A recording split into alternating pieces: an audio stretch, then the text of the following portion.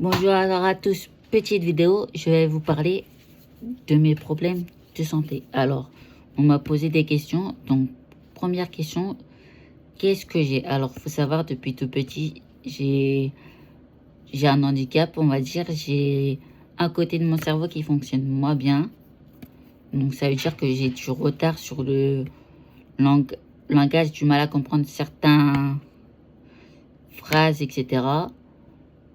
Et donc voilà, j'ai du retard. Donc voilà, sur l'écriture, je fais des fautes. Ensuite, qu'est-ce que j'ai d'autre? Depuis 2015, je suis atteint de troubles alimentaires. Donc c'est l'anorexie mentale. Donc ça veut dire que je mange très peu ou je mange pas. On va dire que je fais du sport intense, 1h30 ou 2 heures. Mais parce que le sport, j'adore ça, c'est pas dû à la maladie. Donc voilà, la maladie, c'est juste que j'en fais de trop. Mais sinon, le sport, j'adore ça. Beaucoup de cardio, j'ai du mal à faire de la musculation. Alors, j'ai été en hôpital public et clinique 5 fois pour ça, plus les 2 tentatives de suicide et pour la mutilation. Ensuite, j'ai des troubles d'anxiété. Ça veut dire qu'on a trop de monde. Même en famille, je supporte pas ou très peu. J'ai du mal à aller dans les parcs d'attraction, même si j'essaye d'y aller pour affronter mon trouble d'anxiété. Pareil, à la salle de sport, je vais à des horaires quand il n'y a pas grand monde. Ensuite, on va dire l'anorexie, ça se voit pas sur moi. Je fais 1m70. J'étais descendue à 39 kilos. Donc, c'est pour ça que j'étais à l'hôpital. Mais là, depuis 2020, je suis mieux suivie par une psy, une diète, une psychiatre. Et j'ai des traitements le matin et le soir. Et on va dire que depuis 2026, je suis remontée. J'ai fait 40, 45. Là, je suis à entre 57 58 kilos. Sauf le truc le plus dur pour moi, là, je suis en rechute. Sauf que ça se voit pas sur moi pour l'instant. On va dire, je rechute laxatif. Des fois, quelque peu, mais la mutilation, mais c'est très rare. On va dire avec mes parents, c'est compliqué aussi. On se comprend pas trop. Bref, sur ça, je vais pas m'inventer. C'est juste, voilà, truc familial. Ensuite, sinon, niveau travail, pour l'instant, des fois, je peux travailler ou pas travailler. C'est compliqué le travail. Parce qu'avec l'anorexie mentale, je fais de la dysmorphophobie.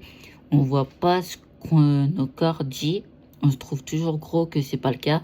La maladie veut qu'on descende. Donc voilà, pour l'instant, le poids, je stabilise. Mais il y a des moments où je perds du poids. Ensuite, on va dire, je suis obligée de tout noter. Genre avec ma psy. Après, c'est grâce à la psy aussi. Je note tous mes repas. On voit ensemble voir essayer. Je dois faire 3 repas essayés. Des fois 3, des fois 2 ou une fois. Ou c'est rare quand je mange pas de la journée.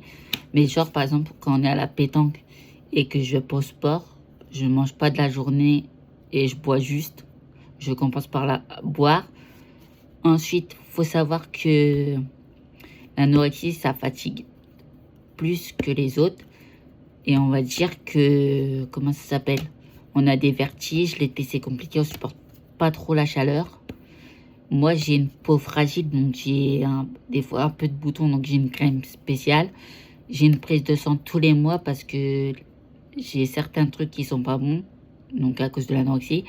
Je mange genre par exemple mes styles de repas, donc je mange frites maison mais des petites. Je mange pâtes, saucisses à l'eau, soupe, et gâteau apéro. Après, c'est pour ça que j'ai une anorexie différente. Et on va dire en yaourt, je mange petit suisse, danette au chocolat et les fructoses. Et on va dire en gâteau, je mange pas tous les gâteaux. J'ai des compléments alimentaires. Donc à prendre 2 fois par semaine, 2 fois dans la semaine, etc. Vérifier le poids 1 fois par semaine, même si avec la maladie, j'ai la balance H24. Je me pèse quand je bois, quand je mange. C'est encore très compliqué à se voir comme on est. On est très maigre. On est maigre, mais pas encore... moi, je suis entre les deux. Même si mes parents disent que pour ma taille, je devrais être à 60 kilos, c'est très compliqué. Pour l'instant, le sport, même si c'est pour prendre en muscle, je fais que du cardio pratiquement maintenant à cause de la rechute. Donc voilà, j'essaie de dépasser mes limites, genre au cardio, faire chaque record. Je note tous les jours mes plans pour me rappeler, pour genre faire autre chose. Je note tout. J'ai TikTok. Ça, les gens, ça m'aide à voir l'évolution, etc. Mes performances. Je sens, je fais cardio, abdos, c'est en jambes. Il n'y a que le haut du corps, j'ai pas confiance. Vu que je suis complexée par la maladie, je me trouve trop gros, et même si c'est pas le cas. Ensuite, on va dire, je tiens le coup aussi grâce à mes amis. Voilà. Et aussi grâce aux personnes que j'ai rencontrées sur TikTok ou sur Facebook avec qui on parle de la maladie.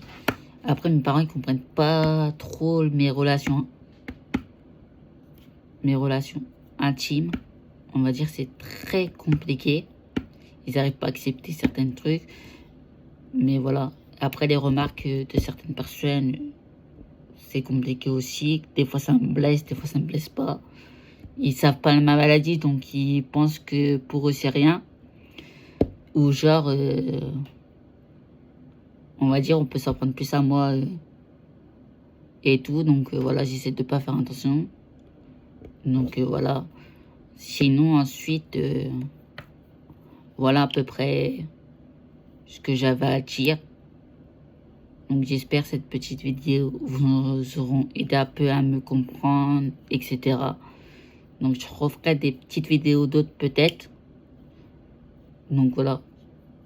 Et en tout cas, je lâche pas la maladie. Ça fait 2015, 2016.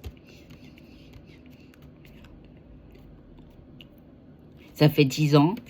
Donc voilà, je lutte. Comme on dit, on peut s'en sortir. Comme quoi, on peut rechuter ou...